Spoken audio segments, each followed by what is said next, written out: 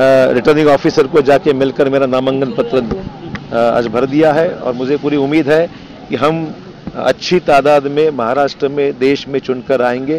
Congress party अपने बलबूते पे, ताकत पे और हमारे जितने सहयोगी साथी है, आप देखेंगे कि ये स्वाभिमानी शेतकरी संगठन हो, बहुजन विकास आघाड़ी हो या फिर और भी जितने पार्टीज, बाकी कई पार्टीज 9 से 10 पार्टीज हैं जो राष्ट्रवादी के साथ मिलकर हम लोग ये चुनाव आज लड़ने जा रहे हैं। काफ़ी अलग पार्टीज 9-10 पार्टी मिलकर तकरीबन 56 ऐसी संगठनाएं हैं कि जिन्होंने कांग्रेस को समर्थन दिया है। तो कामयाब निश्चित होंगे। लोगों में मौजूदा भाजपा और सेना शासन के खिलाफ में बहुत बड़ा माहौल है। लोग त्रस्त है, किसान त्रस्त है, विद्यार्थी और जो बेरोजगार है वो त्रस्त है, हमारे व्यापारी त्रस्त है। तो हर व्यक्ति, हर क्षेत्र का, हर सामाजिक अंग का व्यक्ति है जो मौजूदा सरकार के से परेशान है। सरकार नाकामयाब सरकार रही है, इन्होंने जो वादे किए वो पूरे नहीं कर सकी है सरकार, और इसीलिए आप देखेंगे कि देश में और राज्य में परिवर्तन निश्चित होगा। काँग्रेस पक्ष पूर्ण ताकदीशी राज्यामध्ये निवडणुका लढवत आहे।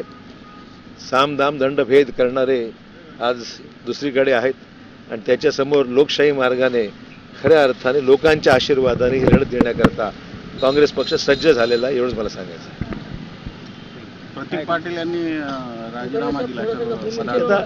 सगळ्याच ठिकाणी सगळ्यांच्याच मनासारखं होत नसतं। प्रयत्न आमचा चालला होता की अनेक ठिकाणी अर्ज काँग्रेसकडे मागणी भरपूर लोकांची आहे, त्यामुळे स्वाभाविक काही ठिकाणी थोडासा असंतोष निर्माण होणं स्वाभाविक आहे, पण तो शमेल, तो प्रश्न मार्गी लागेल। त्यांचा माझा संपर्क मी करतोय आणि मला वाटतं की मित्रपक्षांना सोबत घेऊन जावं लागत आहे, घेतलंही पाहिजे। की तत्वतः आम्ही तुमच्या स्वाभिमानी शेतकरी संघटनेला सोबत, आता पोफळे जी आमच्या सोबत आहेत त्यांना आम्ही घेतलेलं आहे, राजू शेट्टींच्या नेतृत्वाखाली ते काम करत आहेत।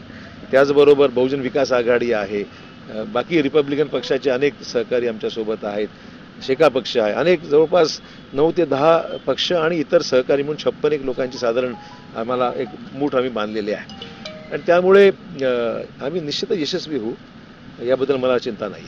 चंद्रपूर प्रमाणे औरंगाबाद बदलला का? चंद्रपूर प्रमाणे औरंगाबाद पण आम्ही देऊच केली होती ना। औरंगाबादला आम्ही अब्दुल सत्तार यांना उमेदवारी देऊ केली होती।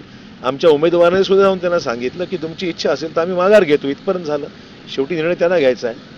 महाराष्ट्र फिरताय, निश्चित लोकांच्या काय भावना आहे, कशा पद्धतीने लोक असे आहे की आजचं जे वातावरण राज्यामध्ये आणि देशामध्ये आहे, विद्यमान भाजप सेना सरकारच्या विरोधामध्ये एकंदरीत परिस्थिती आहे।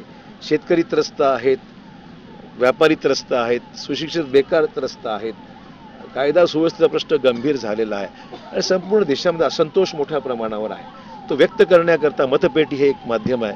त्यातून आपण पाहाल की जो उद्रेक आज लोकांच्या मध्ये निर्माण झालेला आहे ते व्यक्त करण्यासाठी